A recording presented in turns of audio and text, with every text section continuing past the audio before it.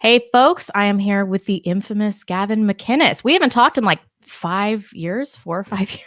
It's been a It doesn't while. feel that long, but yeah, I guess it is. Since I last Yeah, saw you, you got married, you had a I baby. did. I did. Pretty recently had a baby. It's been a whole thing. You know how having kids is. And I recently rewatched that video of you fighting with your baby, and it really holds up. Yeah. How old are your kids now? They're 9, 13, 15. Oh man, bona fide teenagers. Yeah, it's weird because the eldest boy, he's 13, and he's doing really well in baseball, so he's kind of popular. And he's got this attitude now because of the testosterone, where I'll be like, brush your teeth. And he goes, brush your teeth, bitch.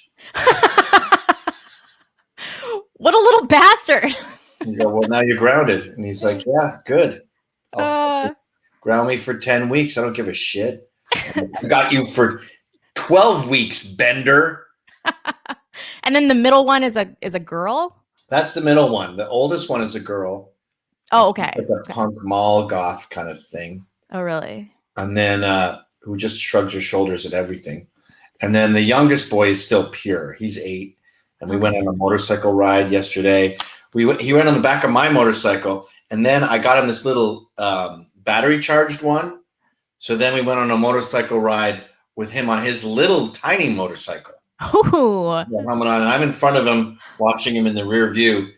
That was a cute attack. And I thought I should film this, but then I also thought, let's stop filming everything. Yeah. Let's just take this in. I can remember how cute it is to see a little kid on a little fake motorcycle. I'm going to just digest this and not be trying to like deal with the clutch and the throttle with my phone in my hand. So you have a few years left before he turns into a little nightmare too. Yeah, I mean, you got to be kind of tough. Like when they get to that age, 12, 13 with the boys, you have to say, you want to jump, frog? Let's jump. I'll still kick your ass. But then it gets like 16, 17, 18 where it would be a good fight. Yeah. You start to lose it. And conveniently, that's when it's time to go. Bye-bye. That's true. Yeah, that's how it goes. And what about the girl? How is it raising a teenage daughter? It's rough. I mean, Ugh. because I'm a pariah, she was totally ostracized in this liberal, super white Jewish community we're in. So when she moved here, she had a million friends. And then because of Proud Boys, her social life just fell off a cliff. Doesn't that make her cool though? Yeah. She was sort of catapulted into cool. Like Barcelona was a small, cute little Spanish village until the Olympics in the early 90s. And then boom, they had to become a major European city overnight. Wait, where are you now? I'm in New York. Oh, okay. That's what I thought. Yeah. I'm using an analogy. I was like, you live in Barcelona. I'm unaware of that. What is New York looking like now? I used to live there and I can't even imagine the post-apocalyptic situation during coronavirus. Is nobody out still? Are people all wearing masks? What is it like? It's pretty open, but there's no police, so there's nothing but crime. It's like the 70s. If you'd asked me 2 months ago, 3 months ago, I'd say it's as bad as the 80s. Now it's the 70s, especially Seriously? Hell's Kitchen. Hell's Kitchen in the area around Penn Station, Madison Square Garden.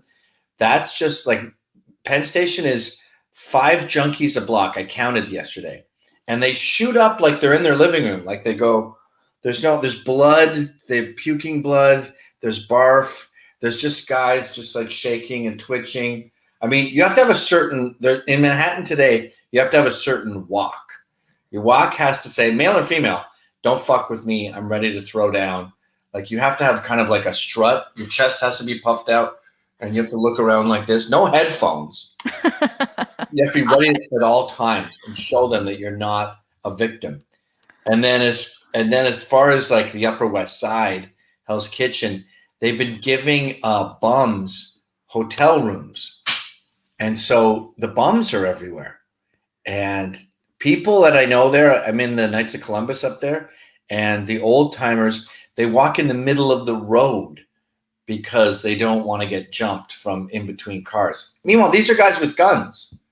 They have concealed carry because they're like court clerks and ex-cops and stuff. But even they walk in the middle of the road, so they have a strategic point to shoot at. Oh my It's gosh. yeah. That's terrible. I mean, how do you fare there being a pariah? It's actually the least of my worries now. I mean, Antifa is one thing, junkies and miscreants and gangsters and bloods and DDP, Dominicans don't play. I mean, it's Africa. It's a third world country now. Sure, if I Wow. go to like a hipster neighborhood, I have to have my head on a swivel, but I mean that's the least of my worries now. It's New York is irrevocably damaged. There's no way it's coming back ever. Wow, that is quite the statement. I always figured that at some point, somebody would be able to turn it around, but you think that it's just done, it's toast. No, yeah, because with the pandemic, people tried working from home and it worked out. So now there's no incentive to Yeah. have a Wall Street or any sort of headquarters. So they've all given up. And without commercial real estate, New York City has no value. I Right. mean, they say that it's like 40% occupancy with commercial real estate. That's not true. It's more like 20%. The only people that are staying there are big corporations like Citibank and Chase that know that they have a lease and they have money. And if they get sued for skipping out on the lease, then they'll lose in court. But anyone like any sort of Chinese fashion textile company that you can't really sue or you don't know how to sue, they're all gone. If you're not like Wow. top 20 corporations in America, then you're skipping out on your lease and no one's gonna catch Well, you. why would anybody live in a city right now? I mean, what's keeping you there? What's the incentive? Well, I just moved up to the suburbs a few years ago. Right. So I commute 40 minutes a day. But I don't know, like my daughter really likes going into the city because she's, alternative and a teenager. But yeah, we got to move. But it's not easy moving. There's all these factors. My wife she's kind of a liberal fashionista, so she needs like, IPA crafty places with brick oven pizzas and boutique designers. My daughter likes the punky stuff. My boys need baseball, and I need old man bars with ex-cons and cops. There's all of those things are in Idaho. All of those things. Yeah, I need water and mountains too, though. We have water and mountains here. Okay, I've heard a lot of good things about Idaho. I'm considering it. I've really been considering Eastern Tennessee, North Carolina, South Carolina kind of area, which sounds like a large space, but it's really only like 5-hour radius. Miserable summers. I don't know. But I thought it was north enough that it wasn't too hot. I don't know. We're in Tennessee. It kind of depends. Lots of humidity, but you deal with that in New York, so just terrible. Wait, where are you in Eastern or Western Tennessee? Oh, I mean, in like Nashville area, aren't those like the worst summers of anywhere? Is that where you are? No, I'm in northern Idaho. Oh, okay. Yeah, I don't know. I'm naive. I was naive to move to the suburbs. I didn't know that there was political areas where you can't live there if you're conservative. When I was a kid, Yeah. I hadn't lived in the suburbs since the 80s. Yeah. And when I was a kid, you had no idea how your neighbors voted. That was none of your business. It would be a bizarre thing to ask. Yeah. Yeah. And now it's like I moved to this street, and there was some old timers from Fox News who recognized me, and they go, "Dude, what are you doing here?" And I said, "What are you talking about?" And they go, "You're behind enemy lines." Yeah. Yeah. It's that politics of like mom culture. Yeah, it really is the mom. Well, I kind of been slowly figuring it out over the years, and I realized in Britain you have a class system that's based on accent, right? Yes. Yeah. And that's how you know where you stand. Americans don't have that, so they need to define their class. And the only way to do that is a bumper sticker that says, "My daughter goes to Yale." And that doesn't mean shit anymore, though. Well, don't fuck up my theory. Right now, upper middle class Americans define themselves by their daughter's or their son's school. I mean, how long can that last? I don't know. I mean, they've been selling shit education since the mid-90s now, and kids are still going hundreds of thousands of dollars in debt. The thing is, I don't think these people care about their kids because they send them away to camp for like literally the day after the last day of school to the day before the first day of school. Right. So you don't want your kid around, clearly. And so they they put their kids in lacrosse and they try to get scholarships and all that stuff. And they talk about kids incessantly. All the housewives, even the dads, are constantly talking about this kid's in this athletic program and blah, blah, blah. And you think, you talk about your kids at a bar more than you're with your kids because they're all at various activities and shit. And then I realized, oh, your kids are your status. Yeah. So you have to, define yourself by them. And then that's why my kids became pariahs, because it doesn't help your kids to be around, the children of the leader of a hate group. So they have to, I don't know, make their own way. They might have trouble getting into college with this pariah status. That's okay. They can go to trade school. They can do something else. Yeah, Who needs to go to college these days? Do you want the status, Gavin? Is that what's happening here? I passionately don't want the status. Why send them to college at this point? Especially a girl. It's like the indoctrination I received. My kids, not going to happen. Unless they have really particular aptitudes that you can only express through college and a career, like, I don't know, engineering or something like that. I agree. None of this. It's got to be STEM. It's got to be STEM, or even like art school or something would be fun for a girl. But on the other hand, you think, like, if everyone is going, do you want to ostracize them? That's why I'm of two minds about it. Like, you're not going to school. It's illogical. And then there they are at home alone, working a job while everyone else is living a certain life. I don't know. It's stupid. It's like if everyone took sailing. See, I don't like sailing. I think it's dumb. We already have motors. We don't need sails. What are we, Polynesians in the year 700? But if everyone is going sailing, you feel like, I don't want to ostracize you to make a point. But there are already pariahs within their own social sphere. So who cares? Yeah. I mean, that's the challenge is where do you draw the line? Like, there are places where they will be generally accepted and even revered for being the sons and daughters of a man that is in charge of a hate group. Yeah, the South. So I don't know. It's a tricky thing. I wouldn't want to put anyone in this boat. Basically, it's like a year of work, right, to figure out. So I should be in Eastern Tennessee within the year, but I also have to figure out how to make sure the kids aren't more hurt. Like, I remember when I first moved to the burbs, I found out that a couple had moved because their son was getting bullied. And I thought, what kind of pussy rolls up their carpets, packs up all their stuff because someone was mean to their son? But then you also think, well, a childhood is only so many years. Should he be suffering through this? It depends on the circumstances. I mean, if my son was getting bullied, I'd say, you got to fight them. We have to stand up. Yeah. We wouldn't want to move. But as far as the whole family being ostracized, I mean, that's a different story. I don't know. Tricky. Although even in this super liberal enclave, I've managed to carve out my MAGA dads, my MAGA bars. I go fishing. Like, there's always that group. The thing about these shrill lefty Karen terrorists who antagonize everyone slightly right of center is they're a shrill minority, and everyone actually deep down hates them. I hope so, but I do think that a lot of people hold them in high esteem. I don't know. I mean, Amy Siskind is kind of the queen of them. And does she really have any friends? Like, does anyone like Amy Siskind? She's like the Pied Piper of the Northeast disenfranchised housewives. Oh, yikes. What a terrible job. Do you think she feels good about herself? Yeah, good question. I don't know. She's a horrible cunt who just hates men. Oh, no. I'm starting to really pity these people, but do you think you're less affected by being the product of cancel culture because you've had so much practice?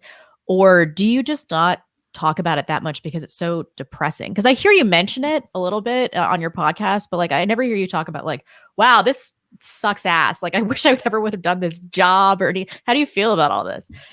Well, if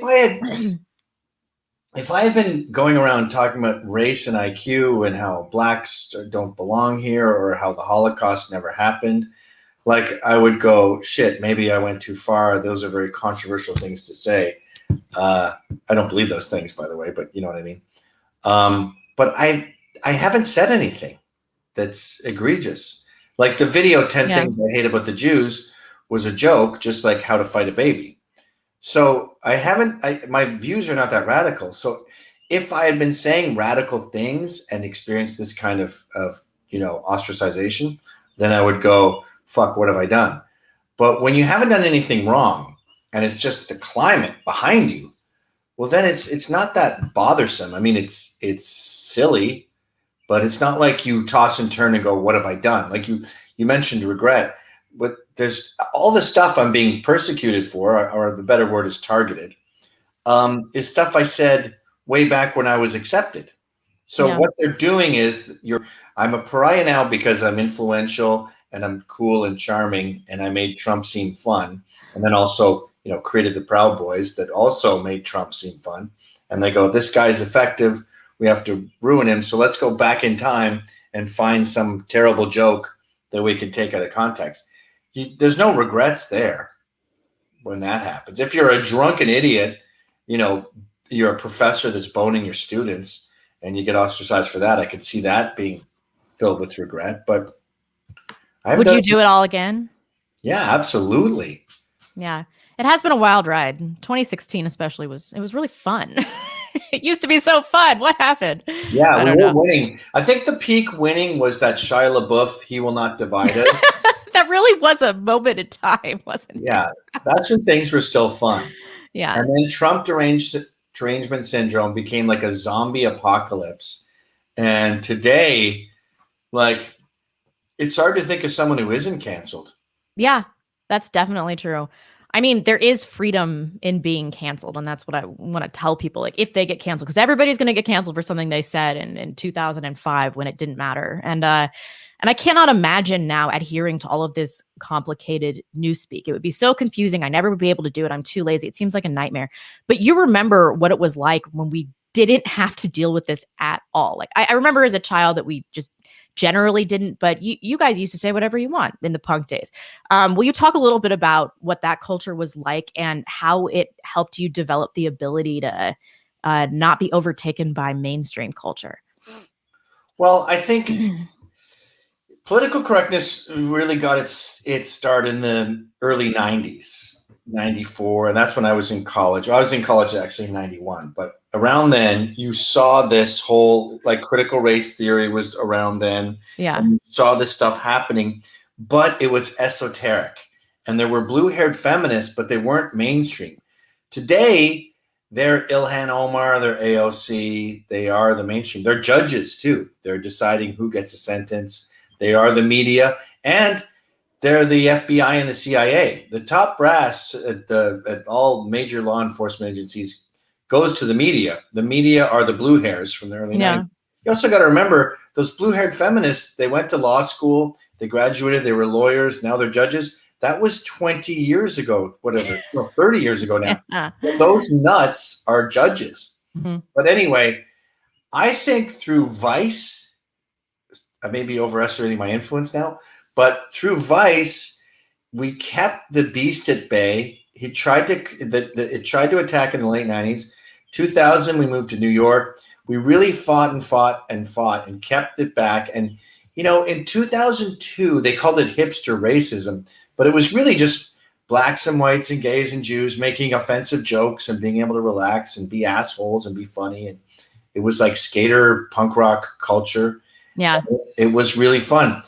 I think the big turning point was 2005 when Larry Summers was kicked out of Harvard as the president for saying maybe women aren't in STEM because it's not their thing. I don't know. But he said it as a question. Yeah. And he was fired. And I was no longer at Vice around then, or I was losing my influence at Vice, and we were negotiating a separation. So I had no influence in sort of youth culture, and youth culture is sort of the hub of any movement, right? Mm-hmm. And then we started with Obama. We started getting into racial identity politics. He brought back Jim Crow and slavery and white guilt and all the horrible things we've done, and killed comedy. And he pushed this whole idea that America should apologize. Americans don't like that. This is there's a great book called The Great Revolt. And they interviewed basically every American in the country, every Trump supporter. And they assumed it would be all about race. Race didn't come up. There was two things. Don't take my guns, and I don't like that Obama was going around the world apologizing for America. Yeah, really. That's what they care about. Mm-hmm. So Trump came along and said, I'm not going to touch your guns, and I'm not apologizing. We didn't do anything wrong. Yes, we have some dark, events in our past, but it's not as dark as your past. And we did a lot more to fix it than you ever did. Rest of the world, shithole countries. Yeah. So he thrived. And then, 2015 now, 2016, actually 2016 things were still fun. Around 2017, the left became a psychotic ex-girlfriend. Yeah, for real. Yeah. And they were in the bushes in front of your house. They were tormenting your ex-boyfriends, calling your mom, Calling employers and posting that they had committed suicide, that they were pregnant. I mean, showing you pictures of the ultrasound, even though that was someone else's ultrasound they got on Google Images. Killing your dog, throwing shit through your front window. Like, they fucking lost it. Mm-hmm. And that's the America we're in now. And I think what happened too is, like, with the crazy ex-girlfriend, you're just like, I don't want anything to do with you. Yeah. And now America is divorced. Yeah. Yeah. And there's no more, like, I spent $100,000 at censored.tv getting like Cornel West together with Candace Owens. These people were charging me $5 to $20,000 per meeting just to talk to one another. And I was trying to get back to the Gore Vidal, William F. Buckley kind of thing. And it didn't work. It was like getting divorced parents back together. They're not interested. And I mean, are you interested in reuniting with these people? I have nothing in common with these people. I don't want to share a country with them. I can't share a country with them. I know what you mean. And they don't know anything. Like, they talk about, how many people died in Vietnam? When was World War I? How many illegals are in the country? What's the population of America? Yeah. What are capital gains? What are tariffs? How much do we owe China? You're trying to get in. The thing that frustrates me too is politics is really just like baseball. I mean, stats and how you interpret the stats. And they don't know the stats. They're just, critical theory says there's no truth. And you're like, okay, well, I think DeGrom's a good pitcher based on his record. And they have some Guillermo guy that they say is the best. And in baseball, the numbers just say otherwise, and that's the end of the debate. In modern politics, you can be totally wrong, and it's just open to interpretation. That's true. Yeah, the introduction of all of the facts is not going to rectify the situation. These people are intellectually and emotionally damaged, and I can't be near them, or they're going to destroy my life. They've already tried. So what do we do now? Like, what do we? I think also, before we get to what do we do now, but like, a great way to save yourself time is just a few basic questions. Like, what percentage of the population are blacks? What is the population of America? Yeah. Just real basic. What's the population of Britain, Canada? Just basic things like that. And I was arguing with this lesbian once, and I said, how many illegals are in America? And she goes, I don't know. That's not what I'm talking about. We're a nation of immigrants and all that. And I said, okay, I need to know a number before we continue with this conversation. She goes, I guess 80 billion? Are you serious? Yeah, 80 billion. Like over 10 times the world population is in America and is Mexican. And I'm like, my dad's a mathematician. I said, can you work out, Dad, if we froze all the water and people could live on mountains, how many people could we fit shoulder to shoulder in America? And it is about 80 billion. Oh my gosh. So it is possible. There's going to be a lot of feces and starvation, but we could an hour fit 80 billion. So at that point, you're like, why are we arguing about this? Like, to go back to the sports analogy, if you don't know what first base is or what home plate is, why are we talking about baseball? And I kind of resent that you want to talk about a sport that you don't know. Right. You're wasting my fucking time. But anyway, where do we go from here?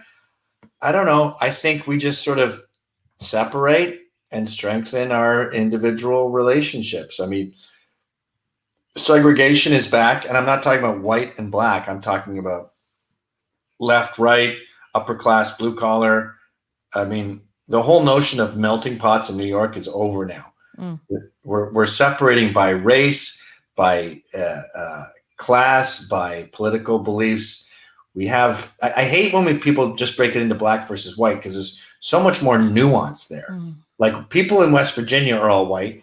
The political class in DC is all white. They hate each other's guts and will never speak again. No one from DC is going to West Virginia ever. They're Yeah, not really. invited. Yeah. Those are separate universes.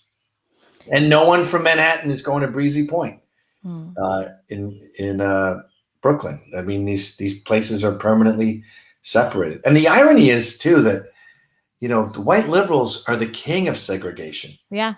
Like, their schools, they love "hate is no home here" signs, but their schools are 100% white. And if any blacks try to rezone and end up in their school, there will be hell to pay. They like them in theory, but not in practice. And then you go to like a blue collar boxing gym in a shitty part of town, and it's blacks, whites, everyone's talking. So the irony is, and they say this with the North and the South, I think liberals like blacks in theory, but not in practice. And blue collar New Yorkers and Southerners alike like them in practice, but not in theory. Right. Yeah. But the prefer only more- segregation they aren't going to allow is conservatives and liberals. I mean, my town is getting flooded with these retard Californians that are like, oh, I don't know why California's so fucked up. Let me bring all these policies to North Idaho and see if the same thing happens, which it's totally going to. So we're not going to be left alone. They're not just going to leave us to our own devices. Also, I'm getting taxed out the ass, and all of my money is going to stupid social programs. So what am I supposed to do as a citizen of this country? Is America finished? Can I feasibly balkanize without removing myself from the federal government? I mean, no. So what? So what do we do? I mean, I know I'm asking the same question, but like all the interviews I've had, it's like it's this kind is of so frustrating. It's also why it's been so hard to move. Like, I was talking to this real estate agent in North Carolina who specializes in New York expats. And they have these little enclaves, like Jupiter, Florida has a lot of ex-New Yorkers. Yeah. And they have these little enclaves of ex-New Yorkers who are leaving for the same reason I am. And she goes, they even have cops there with New York accents, by the way. But anyway, Weird. She goes, we have to be very careful because they're obviously wary of not you, Gavin McInnes, but New Yorkers coming down. Like, I was in Montana recently, and I was buying these souvenirs, and I go, God damn it, I love it here. I've never been here before. And she goes, thanks a lot. Don't tell your friends. Yeah. And there was shirts that said, don't California my Montana. Yeah. People out here too. Yeah. So, I mean, the divorce is in full swing. I mean, sure. all that "don't California my Montana," that's the custody battle. Like, that's arguing over the kids now. We're making the separation. Yeah, but nobody's willing to drive these people out of town with like a pitchfork mob, which is what's going to be necessary to retain the integrity of these places. In the park across from my street, there was just a National Guard vaccination event at a Pride event. In the fucking park, like right across from my street. I was looking out my window like, what is happening? And everybody's all pissed off, but I'm like, yeah, well, let's drive these people out of town. Like, we've got to do something here, or I'm going to have to move inland, and I hate the weather. Well, the left is doing it. I mean, they're driving me out of town. They're putting something in my lawn, vandalizing my home and my car and stuff. I got driven out of Seattle too. So it's like, well, why shouldn't we be doing the same stuff? Oh, we definitely should, and we will. We will. I mean, this is really new. Like, critical race theory was esoteric 4 years ago. Yeah. And now it's the number one topic on everyone's lips. It's been around since the 1800s, critical theory anyway. Critical race theory probably since the 1940s. But it's sort of come to fruition very recently. So it's going to take a while. But like right now, the right is organizing, and they don't like the left anymore. And it hurts me to see families split apart, because it's never like a right winger saying, fuck my sister, I hate her guts, she likes, AOC. Yeah. It's always the left saying, I'm never speaking to my brother ever again, or my dad, or my mom. And it's just like the left has injected this poison into their cult followers, just like Scientology, where you have to hate everyone who's not part of the cult. And the rest of us aren't like that. Like, Christians don't care if you're Muslim or Jewish. They don't get involved. But the other cults, Scientology, you better be them. You're either 100% with them or 100% against them. It's their fault for their brains being so malleable, though. I just don't have any pity for these people. I'm Christian too, but like I cannot find it in my heart to not be filled with spite and vengeance for these people because of what they've done to me personally. And so, whatever I can do to punish them, I'm great, fine. Like I will spend the rest of my days trying to destroy the left because I hate their guts. I can't coexist with these people. Like I really can't. I'm at my wit's end here. They hate the family. They hate. The other problem with them is they're cannibals. I mean, it's Yeah. not like they create this utopia. Like, say we were at war with the Amish, and you'd go, "Fuck the Amish. Those bastards. They don't use machines." And then you go to an Amish community and you go, "Wow, you guys are doing pretty good." And you Yeah. seem pretty content and fulfilled. Maybe I am a bad guy. But when you look at the radical left, I mean, these women are colostomy bags for some strangers come at 4 a.m. They don't have any kind of a future. They're miserable. They're suicidal. They're on medication. They're fur babies. I mean, fur mommies and even fur daddies. The men are playing video games, jerking off to animation and porn, and attacking each other too, and blacks. Like with the critical race theory, I was pretending to be woke today on my show to see how long I could go. And I realized I was attacking black women who think that critical race theory is racist. Uh-oh. I've got a call here. This might be important. Hello, I'm doing a podcast. What's up? Hey, live chat. Thanks for joining us. 1,000 people. You said you had a key. Is this happening right now? Well, look around. It's got to be somewhere. Did you check the desk drawers? Do you have any questions, live chat? I'm not prepared for this situation. No, that's not acceptable. I also gave you Frank's number to ask you to lock up. Did you forget that? Yeah, we'll do that. Hey, sometimes even people on the right are retarded too. We do have our own set of retards. That's true. Do you have any strategies for people that are dealing with this, dealing with being canceled, dealing with being ostracized from their community, especially people that have lost family and relationships to this COVID stuff? I don't know what it is about COVID, but people on the left just wanted to eat this up so much. Everybody wanted to be afraid and they wanted to hide and they wanted to get their vaccine and wear their masks like from day one. And it has just ripped families apart. What do you do if you're the one left in your family? I think you really got to try to maintain a sense of humor.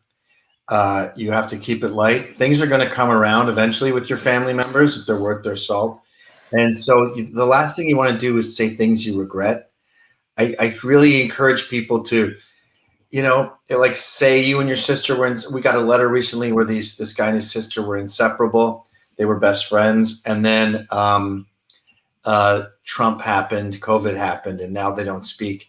And he goes, we're only like 16 months apart. So we used to not just joke around, but we'd have these really deep conversations. And I said to him, you got to say goodbye to the deep conversations and keep it light, keep it SpongeBob, keep it silly, and try to maintain it. Because I find that in this divorce culture where 50% of marriages fall apart, we're too, not eager, but too, we're just so willing to let these relationships fall apart, and your marriage and your family are more important than anything. So just try to, and let them go through this Trump derangement syndrome and be there for them when they finally come around. Will they come around though? I don't know. Like they want to die on this hill. I mean, I'm watching people's parents die in nursing homes and stuff alone because they won't let their unvaccinated children see them, or dying alone in their own homes and stuff like that because of that. It's like, this has gotten even old people that have lived through way worse and that they're dying alone. They're choosing to die alone instead of be with their family. You can't reason with these people. They're gonna take this to the end. My wife lost her best friend. They were little kids together. They were each other's bridesmaids. My wife was there for the death of both her parents. And then she said, and my wife's a liberal, and she said, I need a break from our friendship for a while. They'll never speak again. There's no fixing that. That's gone forever. And I think that's unfortunate, but there was other stuff going on, if you could throw away a friendship like that. But that's the insane times we're living in. I guess my big advice would be, if you haven't done anything wrong, you haven't done anything wrong. You know, if there's a massive brainwashing going on and you are the victim of it because your friends think you're not a member of Scientology, you got to let it go. You can't beat yourself up. If you did something wrong and you were, trying to get blacks to go back to Africa, well, then, yeah, what did you think was going to happen, you fucking moron? But that's never the case. The case And is if you over. have done something wrong, people should apologize, but don't grovel because they're never going to accept your apology anyway. So it's just going to It make doesn't you work. be weak. You're giving blood to a vampire. They don't appreciate it. Yeah, definitely not. It's a waste of time. But you're right. It's a really difficult thing to work out. It's caused my family, a lot of stress. We're living in an epoch where the media is just straight up lying. It's run by these hurt nerds. It's revenge of the hurt is the media now. You look at like Jared Holt and Andy Campbell and Christopher Matthias and what's that guy's name? Zachary something and Will Summer and all of these guys. Like, they're not journalists, they're tattletales. They don't I really know. care about hate. They just care about, I don't know, snitching on people that they think may have sinned. And Did Jared Holt get fired? What's the deal with him? Yeah, he did. He's a fucking sad loser. I know. Who's out for revenge. And you know what? When you meet these people, like I've confronted Will and I've confronted Jared. Oh yeah, I watched that video like 10 times. It was the funniest thing. They just wilt. Yeah. Because it's all about being the keyboard warriors. Yeah. And he was the original scarf wearing faggot. Like Jared Holt. Ugh. You can just tell he's got weak arms and he's just in his bedroom. He's got to be, right? I don't know. I mean, you want to tell me that guy's straight? That's somehow more distressing to me than finding out that he's gay. Yeah, well, gays now are so, like, faggot used to be an insult. Now gays are building chicken coops, renovating homes, and replacing their transmissions. I mean, it's not an insult anymore. The modern American male is way gayer than gays. Gays are compliment most of them. It would be a step up. So, do you think that having a wife and kids has been your greatest stand to date in your life against the culture? Of course, yeah, that's all that really matters. And the same goes with you. I mean, you can start a very successful media company, or you can start a Western chauvinist men's club that the presidents are talking about, but that's all dust in the wind. Children have lives, then they have kids, and then those kids have kids. Like, that's an impact. I was trying to explain this to my kids on Mother's Day. I was like, all my dumb little things. My dad helped stop the nuclear submarine program. My father-in-law's, helped create a cure for cancer, almost a major fighter in the war against cancer. That's nothing compared to having kids and then those kids having kids. That's the real impact in the world. And I will say too, having kids kind of prevents you from turning into the Punisher. Yeah, that's a wife and kids. I would be living alone in the studio in New York, waking up at 8 p.m., just doing sit-ups every morning, crunches, pull-ups, then eating like Soylent Green, and then just going out with my sniper rifle and just killing all of these motherfuckers that are destroying America. Yeah, I mean, what would you have to live for? And I fear that we have a large population of people like that are like, all right, the last thing I do in this world is going to be to take out a bunch of these sons of bitches. And I think they really are truly radicalizing a generation in the way that they say we are, which is retarded. But that's what the media is doing. They're creating hate. They're a hate group. SPLC, ADL, they're hate groups. And I was thinking about this the other day. Like, Milo Yiannopoulos is now with True News. I don't know True News, but for the sake of argument, it's known on Wikipedia as like a big anti-Semitic Nazi kind of a thing, right? I'm not saying that's true. I don't think it is. It never is when they say that, but whatever. Let's just pretend it is. And there's so many people I know who were slightly edgy or funny or risque. They made Trump seem appealing, which he is. And then they got ostracized by this mob, this anti-hate woke mob. And they get driven to the outskirts until the Nazis are the only ones that will speak to them. And so they go, all right, let's try this. Yeah. There was this Proud Boy Sal Sapola.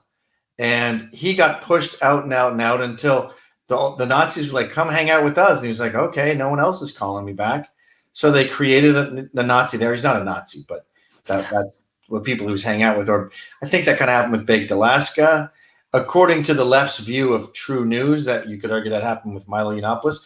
Remember, there was this guy, Pax Dickinson, and he made a joke. There was Mel Gibson was caught on tape a long time ago saying that his wife, he was breaking up with his wife, and he's like, you look like a slut. You're going to get raped by a pack of ends. Yeah, I remember that. Yeah. And then Pax Dickinson used it like a couple years later in a joke, like the way she dresses, I wouldn't be surprised if she gets raped by a pack of ends.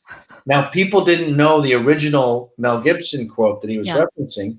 And this guy wasn't particularly political, but they pushed him out. They got him fired. He was raising ostriches in the middle of nowhere. And the next thing you know, like he's looking into, the alt-right because no one else is talking to him. And you keep telling someone they're gay, after a while, they're going to try to suck a dick. So, well, the alt-right isn't even real. I mean, was it ever real? It's preposterous to call somebody like you alt-right at any point in time. This is insane. Well, it was kind of normal before Richard Spencer said Hail Trump. It just meant like I'm into conservative politics, but I'm still kind of grunge, alternative. So that's when you had like Jack Posobiec and Ezra Levant and me and Lauren Southern and all these normal people, Tila Tequila even, saying, I'm alt-right. And then he threw it off a cliff, I think on purpose, in a way of like an indie band not wanting to sign to a major. And after that, it became Jews will not replace us. But even then, Charlottesville was like a couple hundred people. And it's still dominating the news. White supremacy, like the January 6th meandering, is dominating the news. Like there's Nazis on every corner. And I'm from the 80s. I remember when you would see Nazi skinheads like with swastikas on their clothes. It was a thing. But it's not a thing now. So shut the fuck up, please. It's not a thing. I mean, but there is this desire for people that were former constitutional conservatives to divorce themselves from conservatism as a whole. I'm very sympathetic to this because I see America falling apart and I'm like, all right, I'm out of here. Saving myself, saving my family. I don't care about what's going to happen to this country anymore. So what do we do? Twisted. Like I when I was in Israel, I was at the Holocaust Museum, and the guy who's talking, there's a big pile of shoes of kids who were killed there, and all the tomes and tomes of names of everyone who died. And my guide said, and you look at this, and they say that this never happened. And the guy had been annoying me the whole time. So he was so annoying that I caught myself thinking, well, they don't say it never happened. They say that they were starved to death. And I don't agree with them, but they say the number was much smaller and they died of starvation and they weren't gassed. The reason I said that was sort of like, say there was a guy who was like for child rights, and he was really irritating, and he said, a lot of these child molesters are still getting away with it. And you would catch yourself saying, well, they don't actually molest children. You're talking about pedophiles. Child molesters molest children. Pedophiles, they only want to molest children. So my joke is, this guy's so annoying that he's making me defend the indefensible, or at least the people involved, and find the nuance in their argument. But now, like to this day, in Wikipedia forever, I'll be known as the guy who defended Holocaust deniers, which is like a To Kill a Mockingbird trial where you're the lawyer saying, Your Honor, they have some great points if you would just listen to what they have to say. So I understand the right overdoing it and saying, no, I have nothing to do with this, blah, blah, blah. But it's a loser's battle. Well, yeah, we should never be defending ourselves. I'm not doing that anymore. You want to call me a Holocaust denier, racial? I don't give a shit. I don't care. Think whatever you want about me. You're going to anyway. I don't care. Steve Bannon said you should accept being called a racist as a badge of pride. And even that is being used against Trump, where they go, Trump's main guy says that it's cool to be racist. No, he was saying the allegation is so tiring and stupid that you just sort of go, yeah, you got me, whatever. Well, also, I reject this premise that racism is the most insidious emotion or feeling on the planet. Like there are things that are worse than racism. Like when as a society were we like, this is the worst thing? the worst thing, really? Is it the worst Well, thing? if you were to start prosecuting it, you're going to see blacks going to jail disproportionately, Asians. I mean, white males will probably be the last people to be marched to the Oh my God. rehabilitation Have camp. you ever talked to a Japanese person about the Chinese? Oh my God. God. Talk Yeah. to black people about what they think of like you, like the nicest white Really? person in the world, not cops or Yeah. Trump, but like a nice, pretty blonde girl, the white cave bitch with the Yeah, yeah. hair. Like White cave bitch. Yeah, I used to get that all the time. I don't there's know. It's kind deep of a seated badge of honor. resentment there. And I don't Yeah. really have a problem with it. I'm not scared of ideas. If someone has an opinion that I think is abhorrent, I just roll my eyes. But we're living in an era where you're scared of ideas. Those are the scariest things in the world. What a pussy. Yeah. But the scarier thing for me is the realization that the ideas and the truth are not going to free me from the situation that we're in because it has no bearing on these people's perception of the world and their relationships with other people. So I have no defense here because I'm not going to convince anybody that I'm right about this. And so all I can do is extricate myself from the situation. And that's frightening because these people are going to keep coming after me for the rest of my life. And Yeah, so, yeah, yeah, I that's know. what scares me is, my littlest boy told me he hates Trump when he was in pre-K. What? And I'm like, where did you get that from? So they're starting at the age of 4 with our kids and pushing this myth that America was stolen from the Indians and then built on slavery. And it's still systemic racism. We're still racist today. And that's why you see Antifa proudly burning down police stations because they're reacting to what they've been taught their entire lives, not their adult lives. So I think the focus for anyone who's into sort of saving America should be K through 12. Colleges are a lost cause, but K through 12, these cartoons, the trans bullshit at Nickelodeon and Cartoon Network. I mean, it sounds trite, but that's really where the eye of the storm is. It's that's what marketing companies do. That's why it's illegal to have flavored cigars that taste like candy. That's why Joe Camel got in so much shit for looking like a cartoon. Yeah. That's why McDonald's pushes the Happy Meals. They're really pushing it hard on our kids. And what do? I guess we homeschool, but we have to constantly be reminding them. I think the best thing to do is to be in your kid's life as much as possible. Right. Yeah. Hug your kids as much as you can. And then when you take them aside and you go, look, the Tulsa, Oklahoma thing was not a massacre. It was a race riot that was started in a very segregated area. And the black-owned businesses started burning, but the fire department couldn't go there because there was snipers shooting from the buildings. Yeah. And it was not a Wall Street. It was 100 businesses together, just like the town we're in now has a local business network. So you're being lied to. Mm-hmm. Or you show them like, a list of all the unarmed blacks who have been killed and what the circumstances were. Tucker Carlson has a great video where he goes down, I think it was 2019, 2018.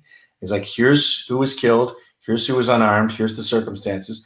And inevitably, you go from like 30 to 12 unarmed to 6 not chasing the cops to 4 were mentally ill, acting psychotic. And then the 2 that look really bad. This is out of, by the way, of maybe 3 million interactions with civilians every year. Yeah. The 2 who were really bad, the cops are on trial right now and are going to jail. Yeah. Yeah. So you have to keep doing that with them. And if you're affectionate and you love them and you're always around, then they listen to you. Yeah. Yeah, or they rebel, and I think that's probably what we're seeing with Gen Z, which I'm very hopeful about what I've been seeing come out of Gen Z. I've seen some statistics that are a little discouraging, but as a generation, they're more rebellious than millennials, and they seem to be rejecting a lot of this tranny nonsense and some of the other mainstream messaging, which I find encouraging. Do you have a lot of hope for them, and do they make up a good portion of your audience over at Censored.tv? Yeah, a lot. I'm surprised when we do call-in shows on Thursday nights. It's like half women. Yeah. But also another huge percentage is Gen Z. I read recently, I think it was millennials actually, who were 25% of 18 to 25s would call themselves conservative. And they're saying it's going to be even more with Gen Z. The problem with all this censorship and being woke is you made people like you and me cool. Like Nike says Black Lives Matter. Rage Against the Machine say Black Lives Matter. Best Buy say LGBT, trans. So it's become mainstream. Hold on, Yeah. I can take this. Hello? Hey, Live chat. You guys are pretty awful. Saying a I lot of told him stuff. to call you. He didn't call you? So the rest of these questions are about Gen Z Could you lock it up and anyway? dating. You guys wanted some questions about dating. I have that, and then we're gonna round out Okay, great. Thanks very much. at about an hour, and then we'll get gone. We're building a new studio, so I'm trying to figure out the locks and make sure everything is safe. Was that Ryan? You're so mean to him. Well, that was a local electrician who has the keys. But Oh. Yes, I am mean to Ryan, but he's one of these fatherless millennials who desperately needs discipline. I mean, these kids will just like go to bed, they'll get up, they'll start their day, and then at 10 a.m. they'll go back to bed. Yeah, that sounds Like, awesome. They have no structure in their lives. I can hear the hurt in his voice sometimes. It's palpable. Good. Get hurt. Feel the pain. So I have heard your call-in show a few times, and you have a lot of young men in your audience trying to navigate the dating life. I've heard you give some really good advice to them. What do you think is the best way for young men right now to meet women, even in coronavirus and such? Stop jerking off. Yeah. Stop watching porn. You're creating a cyber life. It's like the Sims shit where you go and you bone these. By the way, those aren't nice girls. Those are meth heads who got raped by their dad. Oh, So you're having a cyber second life with meth heads who are victims of sexual assault. Yeah. That's pathetic and disgusting. And once you cut off that spigot, you will need to get your water from somewhere else, and you'll find yourself just going out there. And, I understand men have to sow their wild oats and stuff, but, you got drunk when you were 14. It's been 10 years. Put a ring on it, dude. Like, for how long do you have to party your ass off before you get the concept? Yeah. So, and I had a caller say something the other day that's been haunting me. It was really, I don't know, intense. He said his brother is fucking everything that moves and getting blown in an alleyway by some chick and then banging another one. And, I fucked 3 girls tonight. And his brother, who's married with a kid, goes, "You're a fag." And he goes, "What are you talking about? I'm getting laid like I'm in Motley Crue." And he goes, "Yeah, that's a gay lifestyle. Endless partners, not knowing who you're with. Like, that's what gays do. So you're living the life of a gay." And I couldn't agree more. Yeah. It's not natural. Yeah. Be romantic, like love her. And eventually you'll find the one. And my big advice to women too is like, if he can't make up his mind in 9 months, he can't make up his mind in 9 years. Oh my gosh. I have been saying that to people forever. If by 1 year, you guys don't have a plan, don't even bother giving an ultimatum to him. He's not going to marry you. Just get out of there. Date somebody else. You're free. 1 year on the day. If you guys don't have a plan, There has to be stigma against wasting a woman's best years. Because I can't tell you, especially in New York, they date someone at like 27. Then they buy her a dog so she'll stop having maternal instincts. Then they dump her at 32. And then she's screwed. Yeah. That's like stabbing someone. Yeah. You're cutting off a person's tit. Yeah. Like there should be some stigma there. That's back in the 50s, I was like, "You took away her best years, you pig." It would be a big deal. And now it's nothing. And it should be. These women at 25, they have to dump any photographers, comedians, musicians, artists in their life. Those guys are not reliable. And look for someone who's not going to cheat on you. Yeah, but they should be doing that when they're 18.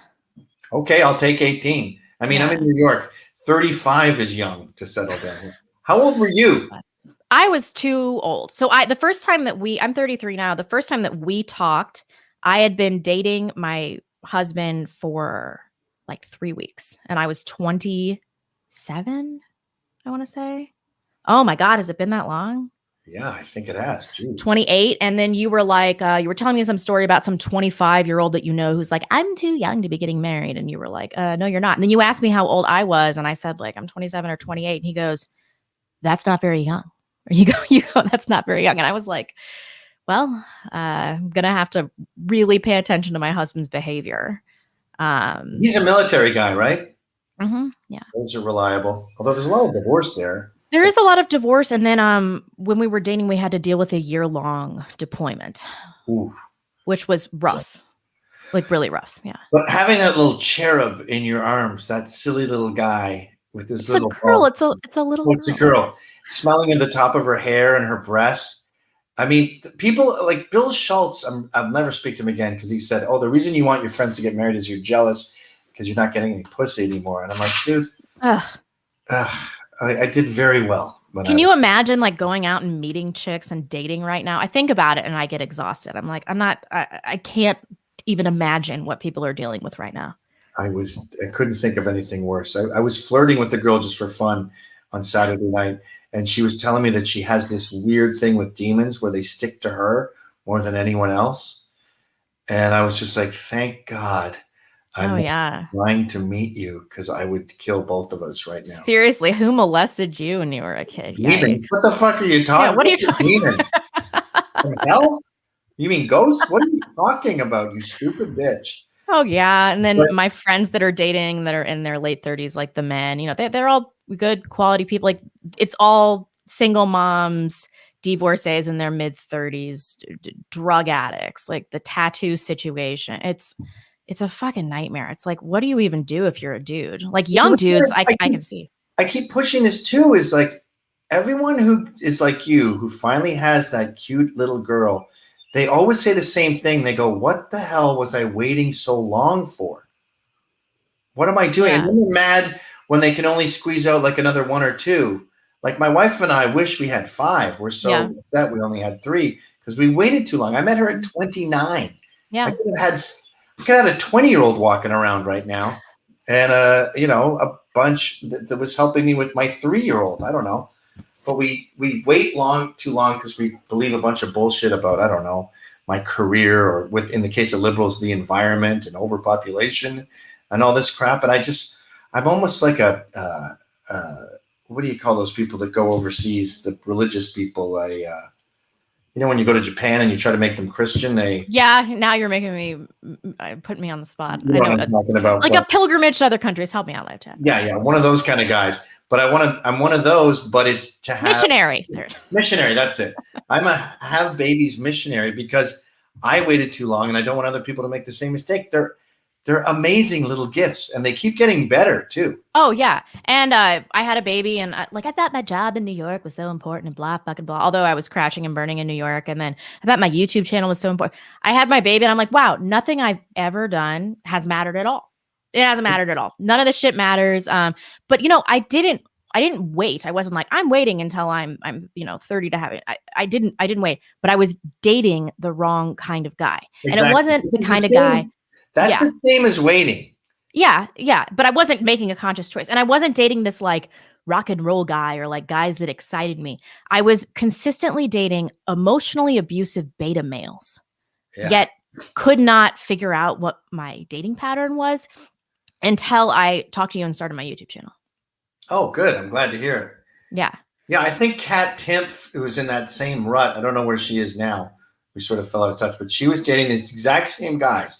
These like open mic comedians who have a Michael Cera kind of vibe. Yeah. But are happy to cheat on you, stab you in the back, rape you when you're asleep, like just evil nerds out for revenge. Just like those journalists we were talking about, those tattletale journalists. We're really living in the era of Revenge of the Hurt. Yeah. Yeah, that's definitely true. I hope Kat Timpf, she must be my age. She better get on it. Well, the problem with Fox News too is it's such a big sort of media machine that you get crunched into it and then you poke your head out and 15 years have gone by. Yeah. Yeah. Who is that hot chick who has like mouse-like features and a giant white teeth? Lisa Booth? Lisa Booth.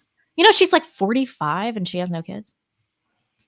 That would frustrate me when I was on the show, on the various shows they're all talking about kids and parenting and how the parents have to be better. And I'm like, none of you are parents. Dana Perino doesn't even have kids, does she? No, she has her stupid dog, the America's dog she won't shut up about. Yeah, and then Laura Ingraham has like adopted Nicaraguan kids or some shit. It's like, what am I can't listen to any of you people about conservative values. Like you're infertile or something, and this has been a struggle in your life. Like, all right, fine, let's talk. But like, you made a career choice to oil up your legs and tell me about politics, and you let your eggs go bad. Like, go fuck yourself. I can't listen to anything you say. To be successful in that kind of media world at Fox News, you have to be a workaholic, and workaholics don't have time for kids, and so they put careers over it. And I go, you're trying to save America, and you could have done it a lot easier just by squeezing out a few cuties. A few kids. Oh, Kat Timp just got married, they're telling me. That's great. Oh, good. That is great news. Lisa Booth left Fox to co-host The View. Ugh. Maybe it's good she didn't procreate then. Well, on that note, Gavin, it's been real. I'm glad that we have had some time to catch up, because you really did influence my life for the better. And you were one of the first people when I don't know if my audience know this, but when I started my YouTube channel, I had one video and had no views. And I was like, I've loved watching your content. And so I sent it to you just thinking that like, nothing was going to happen. And then that day you wrote me back and invited me on your show. So you launched my whole YouTube channel, everything. Oh, that's great.